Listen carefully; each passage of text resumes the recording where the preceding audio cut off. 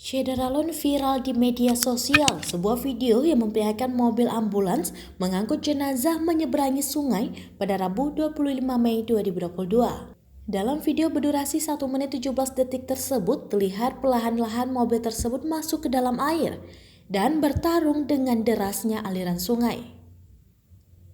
Sedangkan beberapa anggota keluarga yang melihat insiden itu menangis histeris.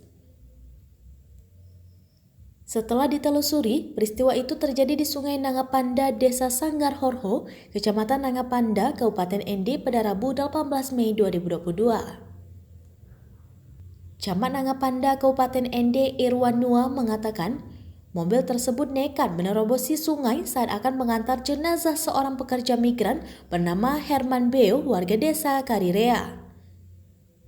Jenazah tersebut dijemput di Maumere oleh Dinas Transmigrasi dan Tenaga Kerja Kabupaten ND, selanjutnya diantar ke kampung halamannya. Iwan menyebut Sungai Nangapanda ini merupakan satu-satunya akses warga desa. Hanya saja sampai saat ini belum memiliki jembatan permanen, sehingga cukup sulit dilalui kendaraan roda 4.